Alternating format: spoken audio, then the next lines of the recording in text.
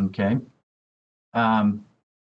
Next, we'll have Superintendent Dixon on the superintendent's report. I'm getting some feedback on my end. I'm not sure if everybody's muted. I'll mute to see if that helps.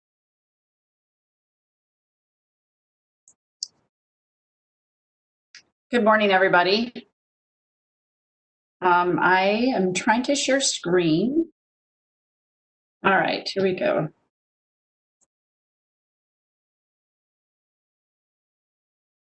We get this to work. I'm not sure what you're seeing. Are you seeing my presentation or my desktop?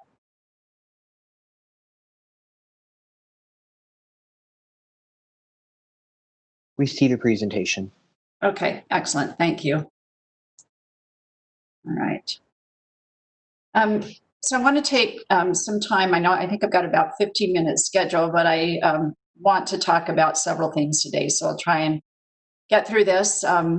Thanks so much for the opening remarks, Board Member Gravitt. Those students were amazing. And that's really what we're here to talk about today, as always, our students and being very student-centered. And I love the remarks on equity and so appreciated the voices of those two amazing young women. As we go back to school, we're trying to be mindful of our students, the adults who work in our schools, the school leaders. And I've had the opportunity to meet with all of my advisory groups today. So I want to talk about that and a few other items. So first of all, I want us to be mindful that all of our educators are facing three crises as we come back to school. We're really focused on COVID, and it has us very wrapped up in all the details of COVID. But I want us to be mindful that there are actually three crises that our educators are facing. Certainly the uncertainty of COVID-19 has everybody on edge. It's students and parents and teachers and leaders. At the same time, they're really anxious to connect with one another, peers to peers. Teachers have really missed their students. Our school principals want everybody back in the building. And so there's all those uncertainties that has everybody on edge and very anxious. But let's not forget that also we had the world really watched something very horrific this summer with the death of George Floyd and the resulting racial unrest and really the unpacking of racial injustice across our country. And so these are feelings and issues that are coming into our schools as well, that our educators and our leaders will need to address and are mindful of. And then the third item is really just this economic loss of security. We have students who have been hungry. We have students who have lost their homes due to parents losing jobs. So there are these three crises that are really coming into the schools this fall. And I want us to be mindful that it has created a lot of toxic stress and a lot of social emotional needs for our students as we return to school. So I want to highlight one of our districts who's really doing something about all three of these. They're not just preparing for school, but they're really leaning into addressing these three crises. So the first is that they're spending their professional learning days, and they've already done this, but really trying to become anti-racist and more equity focused. They had a panel of about 11 community leaders. All of the leaders that were on the panel were persons of color, primarily Black, but they talked about the bias that they face and that they faced in schools and really help the educators in Murray District think about how they have their own implicit bias and what they can do to change. I think there are about a little over 300 educators in Murray and 200 tuned into this webinar live. I was able to get a Zoom link and to watch this on YouTube. And I was really moved by the stories of these wonderful prominent leaders and thinking about how we can approach implicit bias and racism in our schools from both a systemic and an institutional perspective. So I really appreciate that Murray's leaned in on that. And I loved Superintendent Covington said to me, you know, this is not a one and done. This wasn't just an event, but it's something that they're addressing all year long. And they'll continue to work on this through conversations and training and resources. The second thing that they're really working on, and this actually was featured on one of our news channels, they're really being equity minded by trying to find innovative solutions to broadband. You might have seen that they're working with some LTE networks and radio waves and trying to find a way to put hotspots in homes that are not reliant on having to pay for broadband. So really being forward focused, and it's probably not ready to go day one, but they're working on it. And I think it's a really innovative and great solution to making sure that what we feel so strongly about, and that is broadband is an essential utility now, like electricity and water. It's really the key to knowledge and information, and for families to find resources. And then last but not least, you have to think about, we really have not seen our students for 5 months, and by we, I mean our school systems. They have not seen their students by and large. And we know that there will be a lot of toxic stress, as I mentioned earlier, and a lot of social emotional learning. And Murray District feels really strongly if they only get to see their students for a week or two, and then move to one of their other models, that it's worth it and important, because they know of the issues that their students are facing. At least a third or more of their students live in conditions of poverty. So they're going to spend their first week, at least, really getting grounded with the students and just unpacking all that's gone on for them, and really focusing on social emotional learning, trying to find out where they're at, both social emotionally and academically, and meeting them where they're at, and then trying to move forward. So I'm really proud of Murray District's efforts in facing these three crises together and being very student-centered. So I want to talk a little bit about what we've been doing in all three of these phases or spaces of the three crises. As you know, as I reported before, we've been purchasing, receiving, and distributing protective equipment. And I want to give a shout out especially to Sarah Young and Zach Christensen. The distribution methodology for distributing masks and hand sanitizer and wipes, that has just been monumental. I feel like we need to change our name from USVE to other duties as assigned. So what is that? ODEE?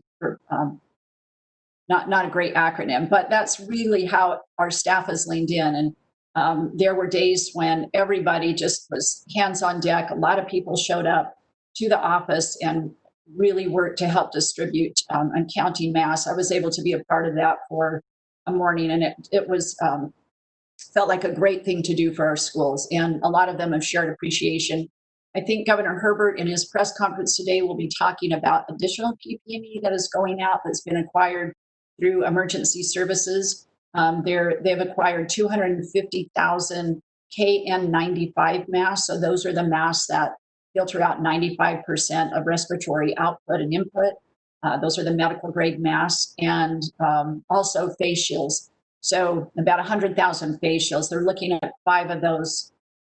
Basically, they use the methodology about 5 per adult in the system. But we know that our most vulnerable teachers probably need a few more of those. So those will be managed at the local level and sent out from the county level. But Sarah and Zach have helped with that as well in helping them with the distribution methodology. We've provided some professional learning opportunities and technical assistance, and this is both in the health space. I laugh that I'm kind of a pseudo member of the health departments. I've learned more about PP&E and health than I ever knew before. But Betty Sue Hinkson on our staff has been really helpful in working with the nurses and putting nurse manuals for health and hygiene out into the schools. Those have been very helpful. Our schools have mentioned how much they appreciate that. So I appreciate Betty Sue's coordination as she works with medical communities and our schools. We've provided learning opportunities again through webinars and all of the tools that are on our website. I'm really proud of teaching and learning staff. They've done some amazing work on essential standards resources. We're posting those and pushing those out, but in all of the subject areas, excuse me, and that really does get me choked up. I'm really proud of this work. When you look at these essential standards, one of the things that our teachers said from the spring opportunity they had in remote learning was that they just really didn't know how much to teach, what to focus on, and then have summer to reflect. So they've really been able to think about that, but our staff has been helpful in working with teachers over the summer and really getting clear about central statements. And then we also have 2,500 educators signed up right now for online training in that space to learn more about these resources on their own time. So I'm really excited about that work. I'm just going to say, Dr. Kanth, you might want to mute your mic. Thanks. The other thing that the teaching and learning staff and others assessment. Oops, I'm going to wait for Dr. Kanth. I don't know if she can hear us, but you can mute her mic, Jeff.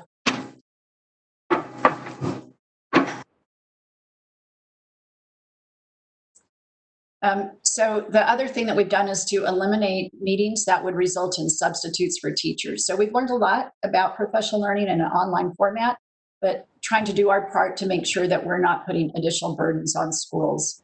I just went in and visited with our licensing staff this week. They're doing a tremendous job, all masked up and distancing, but they are working very hard. They've been processing out-of-state licenses, the new licensing structure, trying to get that migration, as you know, with Cactus migration. And they reported to me that we've had about the same amount of out-of-state and now moving into the associate licensing space than we've had in the past. So that's not decreased. And in fact, maybe the out-of-state has increased a little bit. And then providing that assistance as educators call and need help. We've really worked hard to make sure that we are dealing with our own implicit bias and trying to be a culturally responsive workspace. I've talked about this in the past, but we've started that work. We have an amazing steering committee and a work group, and everybody wants to join in on the work because it really is exciting and powerful. So we've done our own personal work. Many of us joined in on the YWCA 21-day challenge against racism. We've tuned into webinars, but we've really talked about our own culture and had honest, raw conversations about the way that some of our employees have felt marginalized. And it's been a rude awakening for me, where I think we have this warm and wonderful, welcoming culture, and yet there are many of our employees who have felt marginalized through implicit bias. So we're tackling that and being very honest and open and getting rid of it first in our own workplace and making sure that our employees of color have leadership opportunities and that our students see people who look like them as principals and counselors and leaders in this state. So those are the things that we're working on, and I'm so passionate about that work and grateful for our employees who are willing to be so honest. Our employees of color and our employees who have family members of color have just been tremendous in being honest and helping us reform the way that we work together. You'll hear me continue to be passionate about treating broadband as an essential utility. If we really are a platform of equity, as our mission statement states, and Board Member Gravitt was so gracious to mention that this morning, because it really is something that if we're going to improve outcomes for students, we need to improve their access.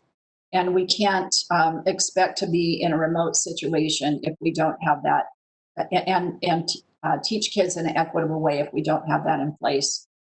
We've dealt with food insecurity. Kathleen Britton and her staff have been tremendous working through the summer to make sure that students can continue to be fed, and expanding federal opportunities with waivers and flexibility in funding. Our staff who works in the space of social, emotional, and mental health have really worked hard over the summer to provide resources, and our counselors and psychologists and people working out in the schools have leaned in with us to make sure they have the support they need. And then additionally, providing support for parents. Our own Cheryl Garner-Ellsworth has been a constant figure in the media and helping parents, for example, know how to talk to their students or their children about race. And we put parent resources out. I so appreciate the districts that are really being intentional about bringing parents into the school or going into their space and helping them know how to connect with Canvas. If you look at some of the websites, we'll talk about this later today, you will see where they've got wonderful videos and tools for parents to help them be connected. You also know that I've had advisory groups. So I've had an advisory group of teachers, principals, charter directors, superintendents, and that broader stakeholder group that has a lot of additional people on it. And I just want to take time, since I've met with them all again in the last week or two, to let you know what they're saying. So basically with teachers, they have talked about the need for time and the time to really get grounded in these various models and understand the health protocols. And for many of our teachers, they're not coming back until a few days before school, but they've been working all summer trying to figure everything out. And some of the stories that our teachers told about what they've been doing in the summer were just overwhelming about how they're trying to shift to these various models and be nimble, as Dr. Cunningham talked about in her opening remarks. And yet they also are asking for standardized models for transmission rates to know when those models are going to shift. You heard that in public comment as well this morning. Some of them have been trying to purchase their own digital tools. And so just giving them resources and letting them know what those digital tools are and what we have licenses for. We have that information. Our districts and charters have that information. We need to make sure it gets to the classroom. And that was a big thing that we found with our teachers. There's really a communication gap. So we need to make sure that they have the information that they need to do their job. The principal group wanted me to share with you that they are really grateful for the state PP&E purchases and their resources. It's been very helpful to them. They also want to say, though, that they are really focused on being student-centered. And so much of the conversation has been around political or personal leanings around mask or no mask, or a lot of other issues, but they so much want the conversation to be about students, especially those social emotional needs. And they're grateful about the flexibility of TSSA. So we want to make sure we give that information to our legislative colleagues, that they appreciate the flexibility to use that for social emotional learning as well. They want consistent clarity. When things keep changing with this virus and information keeps changing, and they need really clear, concise, timely information. I asked them about the number of students that they're seeing migrate to an online format, and they're saying about 1 to 2.5% of their students thus far are declaring online, and that's different depending on rural or urban. That's probably more at the lower side in the rural areas, and probably more urban and suburban. You'll see more online migration. The charter directors were appreciative of the guidance and resources that they're getting, especially since they don't have the infrastructure that some of our districts do. They're worried about migration from charter to charter, district to charter, charter to another online. So that has them a little uneasy, just trying to figure out who they have when their doors open. They wanted me to express that they appreciate the opportunity to stick to their charter mission and have local control. And they're challenged when neighboring districts change their plans, because then they have to be adaptable. Superintendent, I don't know if you're far from your mic, or I know on my end I'm barely getting you. Oh, okay. Let me turn That's it better. on. Thank That's you. better. Thank you. Okay, is that better? Yes, thank you. Oh, I apologize. My mic was turned down. Thanks for letting me know that. The superintendents indicated that about 1 to 2.5% of their teachers, much like the students going online, the teachers need accommodations, and they're trying to work through those. They're meeting at least weekly, some a couple of times a week, with local health leaders and community officials. And they're very focused on trying to get broadband up and going, so that if they're in a hybrid or a remote situation, that they can feel confident that every student will have what they need. They're really concerned about being away from their students for 5 months, and feeling very strongly that they need some kind of person-to-person, in touch, face-to-face with their students, so that they can see where they're at, as I talked about earlier. And then the broader stakeholder advisory group, remember that this includes nonprofits, out of school or after school leaders, childcare. So it's a broader community. And we talked a lot about social emotional learning, and the need to talk for students and staff both, to talk about their fears and change and just how stressed they are. And teachers talked about workload. So where those schools are really giving them opportunity to provide a way to have cameras in the classroom, or record their lessons, some of those things, so that they're not having to teach in two completely different ways. That's very helpful. Our after school and childcare programs, they have a lot of uncertainty and not understanding what that might look like. Interestingly, federal funds for daycare that are coming out of CARES Act or not very flexible for during the day times, like after school time. So those are a few issues that we talked about. And then also adding some additional voices to this advisory council.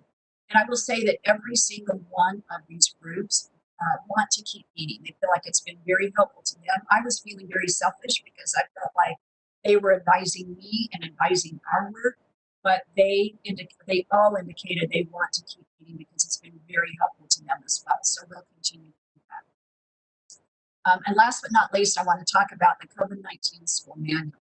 So I want to be clear about what it is, where it came from, and then modified quarantine, which the media picked up on and you've received a lot of emails about. And then some updates. So first of all, our local health leaders came together to respond to some information that we were sharing, and that is we felt like we needed some kind of flow chart and additional information on protocols for contact tracing, for isolation and exposure, those kinds of things. So they created a flow chart and some narrative, and it was about 2 to 4 pages. And then the local health leaders also went to state health and said, maybe we need to lay this out a little more. And so our State Department of Health put together this manual. And a lot of it had the information from our handbook, and maybe the verbiage was a little bit different, but a lot of that was in there. And then they put some additional information together, and it was patterned after the business manual that they had written. And that's where the modified quarantine came from, using a business model that actually had worked in business. In fact, we used it in our own office, and it did work, because as adults and in businesses, we're able to isolate and do some things a little different. But it made it more difficult in schools, and as you know, a lot of our teachers and parents became concerned about it. So I worked last weekend with local and state health, and we came up with different language and popped out that modified, and at the same time it meant that some changes needed to be made to the manual. So the Utah Department of Health was very gracious and took some feedback and input, and they have made some changes to the manual. And I believe that it has been released. I have not checked on it, but I believe it was being released, the updated version, to the public at 10 a.m. online this morning. So if you go to coronavirus.utah.gov, you'll find that updated manual. And I believe that both Dr. Dunn and the governor are talking about it at noon today in their press conference. So that is my report. I know it was a mouthful and a lot of time, but this is the information that I hope is helpful to you, so you know what our response has been to the 3 crises and kind of where we're at with this now. And I would just underscore that the manual actually is meant to be additional health considerations. It's not requirements, it's not the executive order, but it really is additional guidance and information concerning health that hopefully will be helpful to our community and our schools. Thank you. Superintendent, let's do another little test right here. It seems like at the end of your presentation, it's sounding a little bit garbled or digital. I don't know if it's the distance from your mic or whatever, but give me a test real fast here and let's see if it makes a difference. Okay, can you hear me? Yeah, the closer you are to your computer, I think the less digital you sound. So any questions or thank you, Superintendent. Any questions or comments from board members? Board Member Belknap. Thank you, Chair, and thank you, Superintendent. I do have one question on your very first item on your presentation, Dr. Dixon. It said about PPE and that we're supplying that, and yet why are teachers and schools talking about the lack of PPE, including teachers are online begging people to donate to them because they don't have any PPE in their rooms? Can you help me? Is the water not getting to the end of the row, or is there not enough to get to the end of the row? That's a great question. And I think it's based on what I talked about with communication. They might be unaware of what they have or don't have. The hand sanitizer and the hand sanitizing stations have been harder to acquire in bulk. So, and the wipes, but we anticipate it will be there in the next couple of weeks. I know that Sarah Young gave you an update So I think that they're getting to their classrooms or their schools and they're just not seeing it. So that might be part of the issue. I have yet to have a principal or anybody report to me that they don't have the supplies that they need or will not have them by the time school starts. Follow-up, Chair. Yes, please. So, Dr. Dixon, when you're saying they'll have them by the time school starts, are they going to have them by the time school starts on time, or if they do a modified pushback schedule? Yeah, it's my understanding that most schools have purchased some equipment, some of the supplies.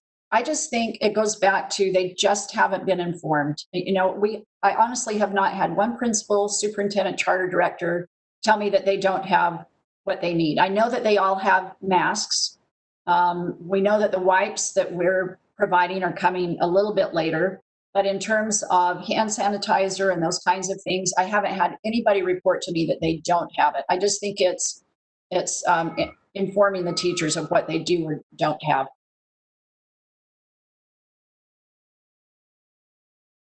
Okay, Board Member Hanson's got his hand raised. Thank you. And the audio was really bad, and I didn't hear Superintendent Dixon clearly when you were talking about the modified quarantine. Could you maybe go over that one more time? I think everyone else may have had the same problem with audio, but what's the status of that in the manual that was published, and when should we expect to see revision to that? Yeah, thanks for letting me know. I'm so sorry. I can hear myself just fine. So all I could see on my screen was the PowerPoint, so I wasn't seeing the chat. I really apologize for that. So the modified quarantine, we actually worked on that language last weekend. The state health department and local health leaders were on a call with me Saturday morning. So that has all been changed. Oops, there's my clock and I can't mute myself. Sorry. I know it excites you because it sounds like London every time that happens. Sorry about that. So the modified quarantine has been taken out. The manual should be live now with a number of updates I think it went live on the coronavirus.utah.gov website at 10 a.m. So modified quarantine was based on a business model that the manual was patterned after. The manual has a lot of things that we have from our handbook in there, but a lot of the language has been changed to update and move out the modified quarantine and just put what would be a regular quarantine model into that manual. And again, I want to stress that the manual itself is meant to be additional health considerations. They're not requirements. They're not, other than our requirements, it's really additional health information. It's not an executive order. So I want to be really clear to everybody about that. But the modified quarantine information has been popped out and replaced with regular quarantine. And what that means is there will likely be more quarantines. So just want you to be aware of that. I did just get a note that I think a lot of the supplies are actually in warehouses. So the PP&E sounds like it's ready to go. I hope you all heard that. Can somebody confirm that you heard? Yes, that was a lot better. Thank you. Loud and clear. Okay. Superintendent, I am not seeing any other hands. Thank you for your report. Thank you. Thanks, everybody. I apologize for the length, but I think it was important that you all have those updates. Sid, if you could drag the presenter ball back to my name, that would be great. Thank you.